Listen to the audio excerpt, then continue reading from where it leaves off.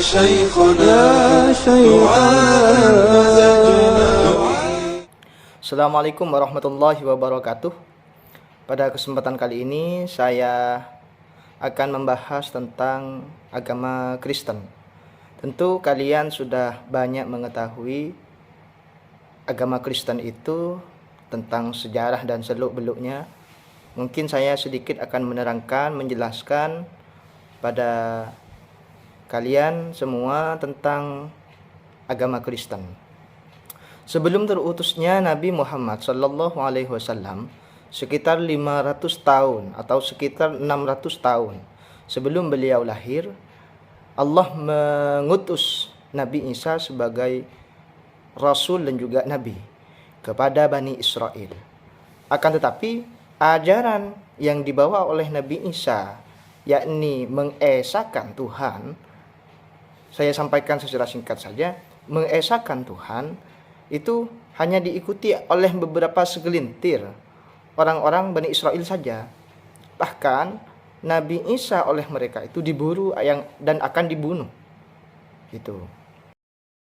Apabila orang-orang Kristen yang sekarang mempercayai adanya konsep Trinitas itu adalah adanya Tuhan Bapa, Tuhan Ibu, dan Tuhan Anak, maka berbeda dengan ajaran yang disampaikan oleh Nabi Isa.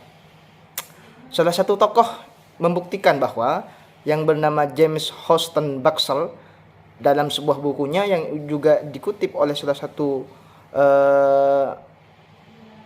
tokoh Islam yang bernama Abu Hasan Ali Husaini mengatakan bahwa puncak dari kesesatan dari sebuah kepercayaan itu beralihnya dari kepercayaan mengesahkan Tuhan menuju ke banyak Tuhan. Artinya, menurut James Houston ini, agama Kristen itu sangat berbolak ataupun sangat berubah sampai signifikan sekali perubahannya karena pemahaman mereka terhadap ketuhanan yang asalnya mereka mempercayai terhadap keesaan Tuhan, kemudian mereka mempercayai sekarang dengan adanya Tuhan-Tuhan, yakni adanya Tuhan Bapa, Tuhan Ibu, dan Tuhan Anak. Itu keadaan agama Kristen yang sekarang. Adapun keadaan agama Kristen setelah wafatnya ataupun setelah diangkatnya Nabi Isa oleh Allah ke langit, pemahaman orang-orang Kristen itu banyak mengambil dari orang-orang yang soleh. Kemudian orang-orang soleh itu orang-orang yang baik di golongan Bani Israel, baik dari syuhada ataupun ulamanya mereka, ataupun pejuang-pejuang dan pemikir-pemikir yang sangat berpengaruh terhadap Bani Israel. Oleh mereka itu mau dibuatkan tanda jasa ataupun penghormatan yang dimaksud orang-orang soleh ini oleh mereka dibuatkan patung. Inilah awal dari berubahnya ajaran kemurnian agama Kristen, yakni dengan mereka itu selalu mengagungkan orang-orang soleh dengan dibuatkan penghormatan secara berlebihan, baik berupa patung kemudian disembah, sehingga penyembahan ataupun pengagungan terhadap keesaan Tuhan sedikit berkurang dan beralih terhadap pengagungan dan penghormatan kepada orang-orang soleh yang mereka anggap sebagai pihak kedua dari Tuhan. Apakah sama? Ini pertanyaan sekarang, apakah sama dengan orang-orang Islam yang juga mengagungkan terhadap ulama dan juga mengagungkan terhadap orang-orang soleh? Saya anggap tidak sama. Saya orang Islam. Ini menurut saya sebagai orang Islam. Saya anggap tidak sama. Karena apa? Meskipun kami, terutama pengikut Ahlus Sunnah wal Jamaah, ataupun pengikut Syiah sekalian, berbeda dengan Wahabi yang tidak mau yang seperti itu, kami itu meskipun kami mengagungkan terhadap jasa para ulama, memberikan penghormatan kepada para ulama dan juga orang soleh yang sudah wafat, kami itu tidak lantas menganggap mereka itu sebagai Tuhan. Artinya kami itu dalam masalah sholat, artinya kami ketika tawassulan, kami tetap menganggap kami tetap berkeyakinan dan meminta berdoa kepada Tuhan, kepada Allah. Itu. Artinya apa? Praktek di dalam agama apapun, baik Islam, Kristen, ataupun Yahudi, ataupun yang lain, apabila sampai menuhankan terhadap Tuhan selain Tuhan yang Esa, tetap melenceng dari agama yang asal. Maaf bila saya menyinggung banyak agama, termasuk juga agama Hindu. Agama Hindu itu terkenal dengan banyak dewanya. Nah, oleh karena itu, agama Hindu itu terkenal dengan paganisme, yakni mempercayai terhadap banyak-banyak Tuhan, banyak-banyak dewa. Terutama juga ada agama Buddha. Agama Buddha itu menurut pemahaman saya, sebagaimana saya pelajari, agama Buddha itu juga mempercayai adanya Tuhan. Adanya Tuhan yang mereka sebut dengan nirwana. Akan tetapi karena mereka itu mengikuti terhadap ajaran Siddhartha Gautama, maka mereka itu mempercayai Siddhartha Gautama bukan sebagai nabi ataupun orang soleh.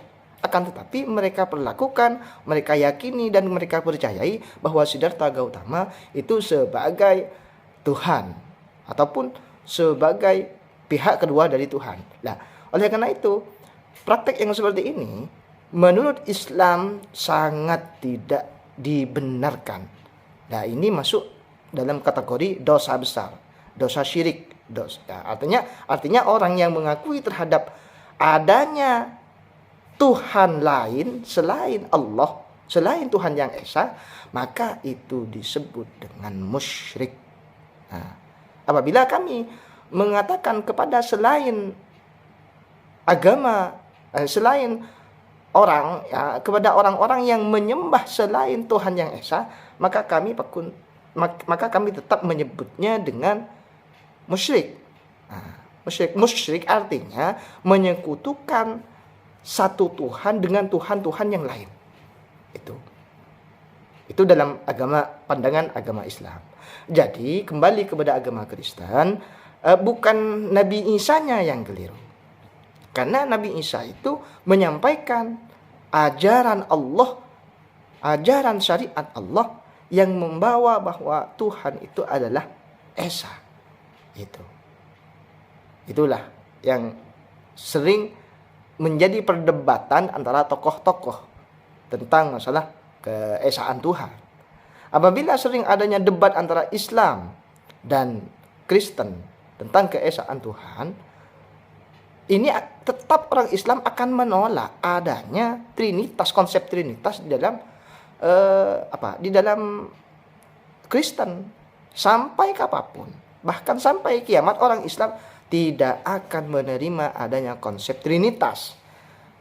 Meskipun orang Kristen sendiri menggunakan dalil apa saja, dalil apapun, melalui dalil rasional, dalil akal, ataupun dalil analogi dan sebagainya, menggunakan konsep apa saja, ide apa saja untuk membantah konsep untuk mendukung konsep Trinitas, itu oleh orang Islam tetap ditolak.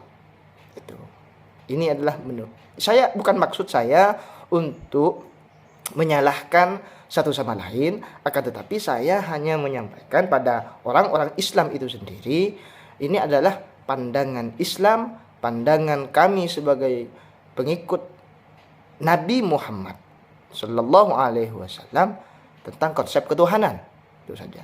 Jadi maaf kepada pihak-pihak, terutama orang Kristen ataupun agama-agama yang lain yang kami sebut tadi, agama Hindu dan juga agama Buddha. Maaf, kami bukan untuk menyinggung ataupun untuk mencela, akan tetapi kami hanya menyampaikan pandangan menurut agama Islam. Sekian, semoga bermanfaat dan berbarokah. Apabila ada tutur kata yang kurang baik ataupun bahasa yang kurang lancar, maklum, karena saya orang Madura. Saya ucapkan terima kasih semuanya, dan semoga kalian itu mendapatkan hidayah oleh Allah, mendapatkan rahmat dan kesehatan selalu. Assalamualaikum warahmatullahi wabarakatuh.